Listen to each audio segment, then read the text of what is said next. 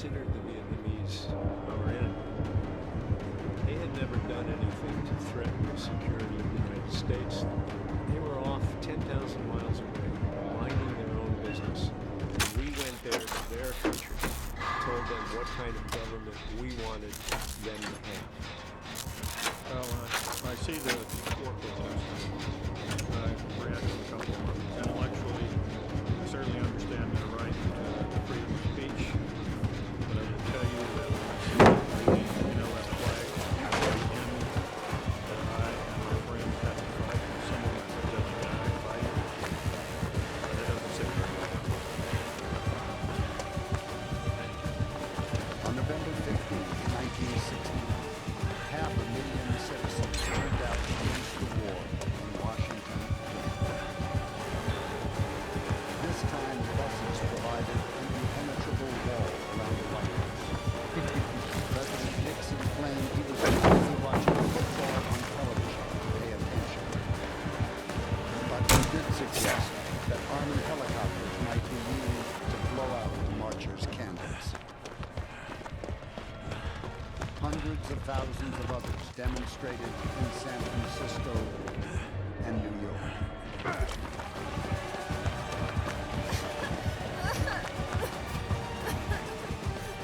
The most striking anti-war protest this Thanksgiving Day occurred not in this country, but in Vietnam, though its form was uniquely American. About 100 American soldiers stationed at a hospital in Pleiku refused to eat their traditional turkey dinner and described their fast as a passive protest against the war.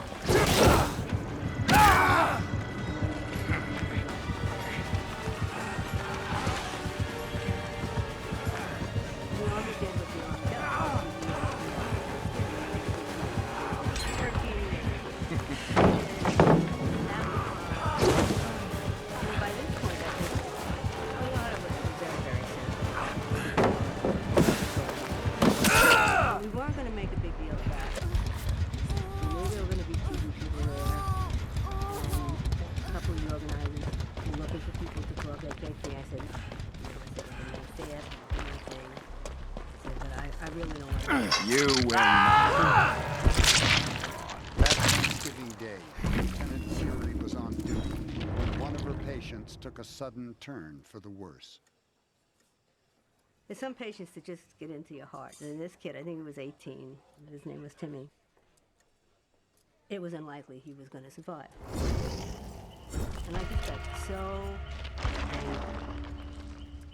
I just lost it.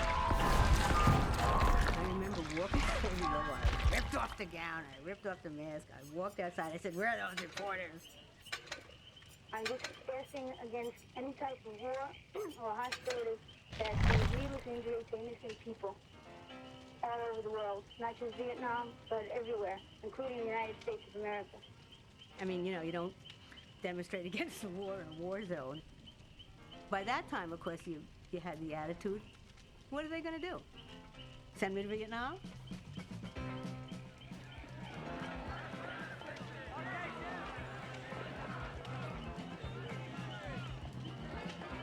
Let's just say that being a Marine combat veteran on a college campus in 1969 and 1970, it wasn't a real good thing to be if you wanted to get dates and be popular. When I came home, it seemed like I didn't have anything to give to anybody else. Marine Corporal John Musgrave had very nearly died in combat below the DMZ in the autumn of 1967. Wounded in the jaw and shoulder, his ribs shattered, lung pierced, nerves cut. He had spent 17 months in Navy hospitals. He was now studying at Baker University in Baldwin City, Kansas. But wherever he went, the war was never far away. And the peace movement for a while got real nasty, calling veterans baby killers. It did more than piss us off, it broke our hearts. What were they thinking? You don't turn your backs on your warriors. I didn't trust anybody anymore. Just my family. Musgrave was so hurt by the way some people treated him that he volunteered to return to Vietnam. Because of his injuries, the Marines turned him down and asked him to help recruit men instead. He did for a time, but when students asked him questions about the war he couldn't answer, he also began to read about how and why it was being fought. I had friends in country on a second tour, and you know, I was still considered myself a Marine, and the more I read, the less I found to be able to defend our presence there. So then I just stopped talking to everybody. Musgrave gradually felt as if he were being torn in two, and he was still haunted by the memory of those Marines who had died while he had lived. I was dating my 45 in those years. Coming home at night after drinking and pushing the chin. Wondering if this was going to be the night I was going to have the rest of it. I got around chambered by taking the safety off. Sink out pistol and carrying the other.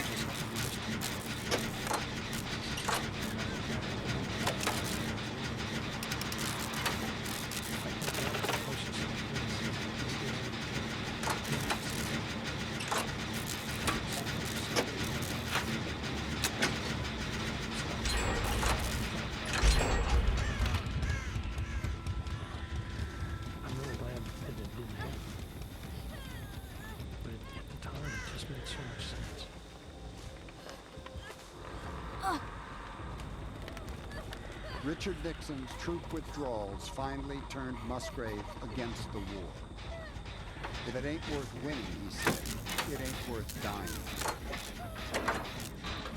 His loyalty to the Marines would not yet let him openly say that, but he told a campus anti-war meeting that they should stop acting as if they didn't give a damn about the men who had been asked to fight and receive a standing ovation.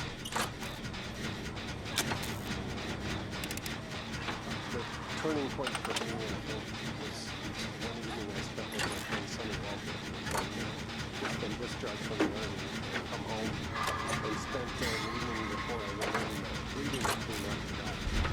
He even offered to drive me to Canada. He was showing me some horrible pictures of his dad from his own service there. I think everything that happened after it had its sense of that.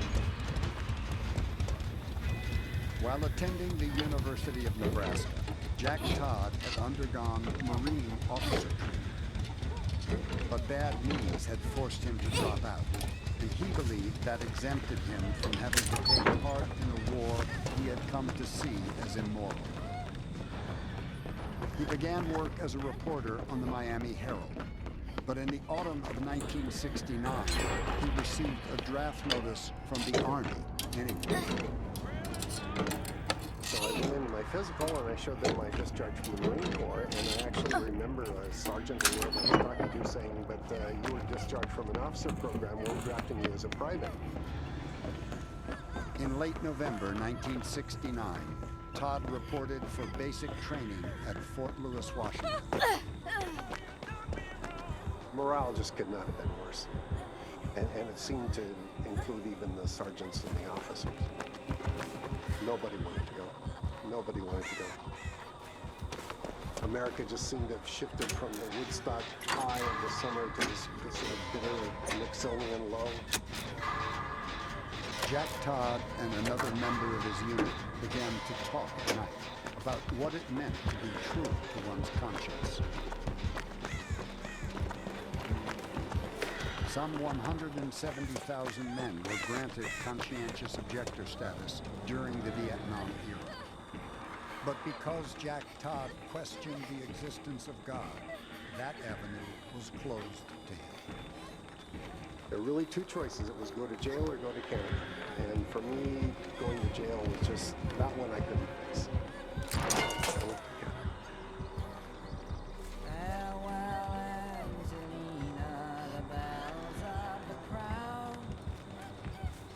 I remember that last beautiful drive from Seattle to Vancouver, all the towering Douglas firs along the road. And I remember after we crossed the border, the police, they just sort of waved us through. And there goes my country. I'll never see it again.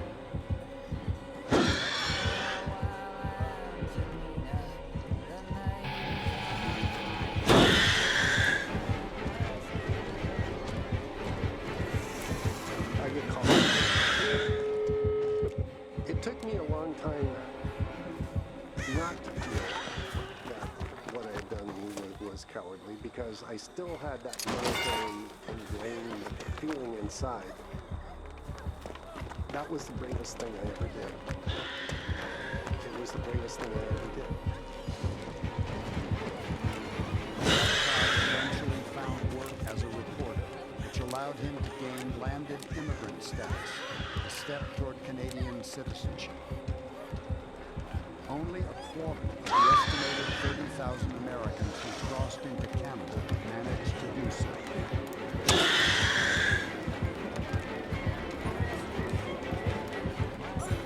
At the same time, some 30,000 Canadians volunteered to fight in Vietnam.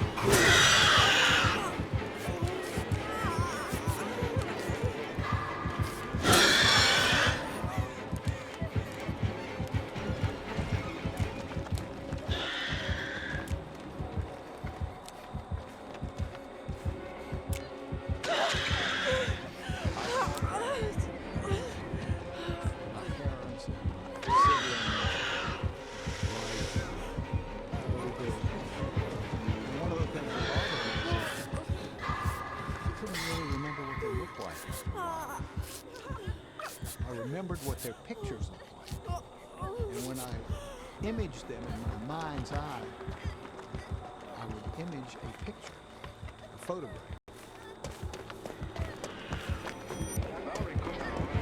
Hal Kushner's wife, Valerie, had heard virtually nothing of her husband since his capture by the Viet Cong in 1967. She had traveled to the Far East to try to improve conditions. I think my period of greatest frustration was just before and just after the birth of our son. He was born in April of 1968, and my husband was captured in November of 1967. So my husband does not yet know of his birth.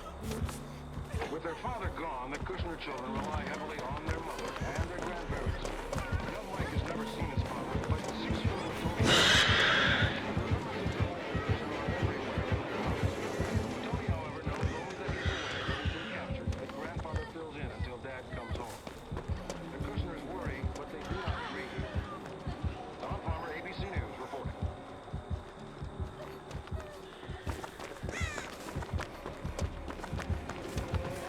In February 1970, in a house in an industrial suburb of Paris, Henry Kissinger began a series of secret negotiations. Talk so secret, even the Secretary of State was not told about. His negotiating partner would be Lê Duan's close political ally, Lê Duc Tho, a veteran of 40 years of revolutionary warfare and party intrigue. Shrewd, implacable, and openly scornful of Vietnamization. If the United States could not win with 500,000 of its own troops, he asked Kissinger, how can you succeed when you let your other troops do the fighting? The American admitted he had no answer.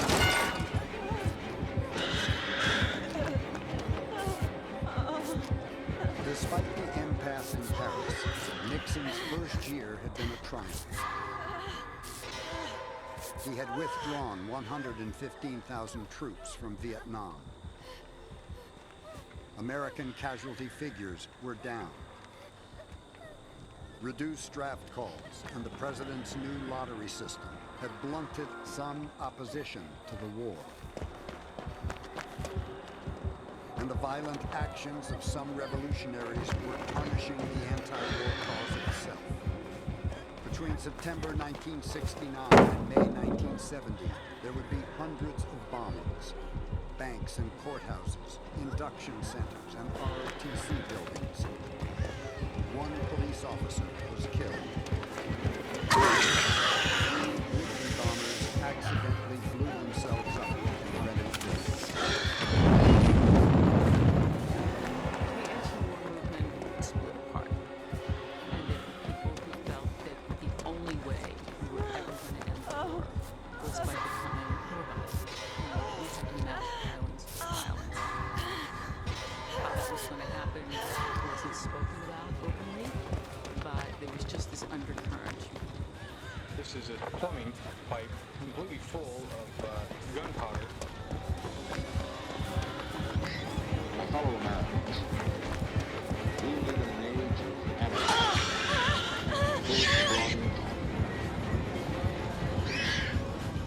We see mindless attacks on all the great institutions which have been created by free civilizations by time. Even here in the United States, great universities are being systematically destroyed.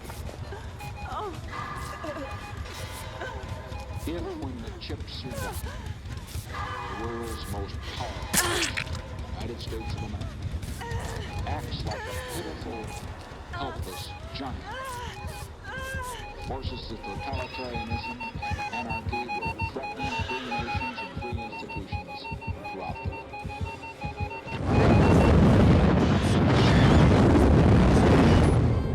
By announcing that he had sent 30,000 American troops storming into Cambodia.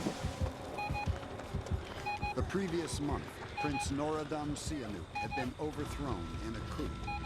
For years, he had allowed the North Vietnamese to keep sanctuaries in his country. But he had not protested when American planes bombed them. The new president, Lon Nol, was an anti-communist, backed by the United States. Nixon now felt he could do what American generals had been wanting to do for years: pursue the enemy beyond the borders of South Vietnam. The 30,000 American troops were joined by 50,000 ARVN soldiers. The objective was to attack North Vietnamese base camps and supply South Vietnamese army as it got ready to fight on its own. Nixon told the public he had ordered an incursion, not an invasion, intended only to protect American boys in South Vietnam, and in response to North Vietnamese aggression. I wasn't worried about political conflict. I was worried about, am I going to be alive in the next 2 years? We were on the western edge of the invasion. We went as far as anybody went in Cambodia. And it was a hot hellscape. I got holes shot in my backpack. I was laying on my face, and they were shooting holes in my backpack, which means they missed my head by maybe 4 inches. I really didn't think I would see the end of that week.